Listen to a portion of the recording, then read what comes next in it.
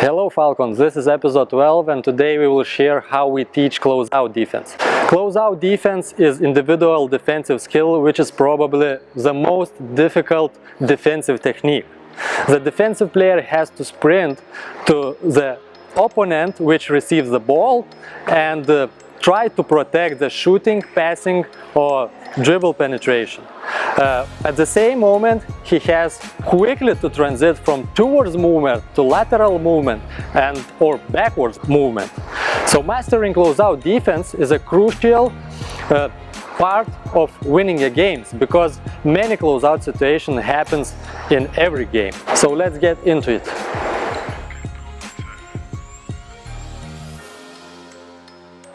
So when we start to teach the closeout situation, very common situation is when defender is in the weak side. He is like in a helping position, standing in a stance. First thing what is important is a footwork, how we start to run to close out. So defender standing with the side to his opponent. So we keep the same defensive rules as we taught in defensive slides. Yes, I need to start to run to the left side with the left feet.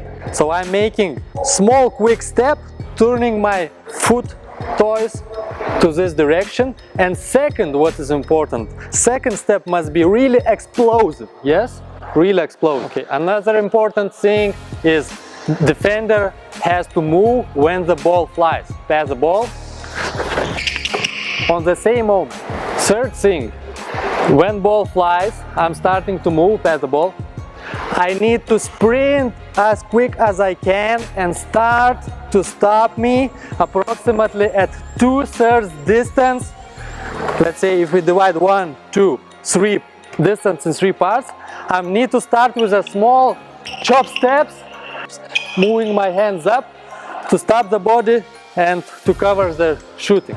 Communication is very important also when you run to close out. So we insist players to shout ball, ball, ball to avoid that two defenders going on one player. So for example, you pass, I'm right, ball, ball, ball, ball, ball, ball. Okay. At the beginning, we insist players to use close out with parallel stance. Many coaches use the philosophy that player needs to stop the strong hand of the player, or let's say do not let player go to the middle or baseline, depending on coach philosophy. But when we start to teach players, we insist players to run to close out with a parallel stance, to make the same possibility to cover one dribble here, to cover dribbling to the left side, yes, or to the right side. So we cannot forget that the same rules we apply of footwork after the choppy step. If player moves to the left, let's say, I need to start moving with my left feet and then put right feet to the balance, yes, and adversely. Speaking about hands work, at the beginning we insist players to raise both hands up when running to close out, because if you raise both hands up, the hips going a little bit further, it helps to stop your body, yes. If the player raises the ball, you need to go to the closer distance, yes. Try to raise the ball, yes, don't let him shoot. If he moves ball down, I'm immediately making a couple small steps back, yes, to defend penetration. Player has to be smart and read what happens, because especially in the youth games, sometimes when ball is passed and I'm running to close out, the player makes one dribble and trying to shoot. In this case, the ball is dead. So I know that he cannot use the penetration dribble. So I'm going up really close to him. I don't care about driving to the lane.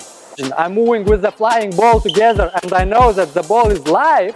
Yes, he can dribble and use penetration drive. I do not go so close as before, yes, because I know that probably he will drive, so I need to keep a bigger distance. After players skilled enough with the basics, what we showed before, every coach has to introduce players with a different philosophy and different tactics how we play a closeout.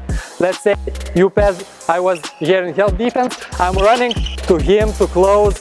Let's say his strong hand is right, yes? So I'm going with my right hand up like trying to protect the shooting, yes, and to protect the dribbling. So in this case, probably he can choose dribbling to the weak side. If he is left-handed player, I'm doing oppositely. So your left hand is here, so I'm moving with my left hand up. Here I'm protecting, I'm active with his hand. Don't let him dribble to his strong hand, yes? So you dribble to this side, yes? To this side. When you move, I'm trying to protect the passing lanes also. So we need to teach players to run to close out in different spots. Let's say corner, wing, top of the key situation, yes, introduce with a strong hand defense when running to close out.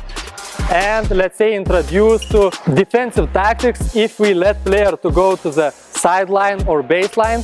This situation I'm going up with the right hand, yes, showing that you can go here, but anyway, not to the middle.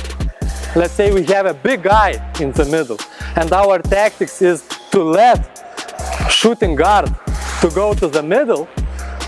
So I'm going with this hand, showing that you cannot go to the sideline on the baseline. You just can't go to the middle. Thank you, Falcons, for watching episode 12 about closeout defense teaching. Do not forget, watch training drills below. Let's go. Falcons on 3. 1, 2, 3. Falcons! Hands up. Okay. Rebound. Dribble to the middle, yes. Pass, close out, and box out. Box out.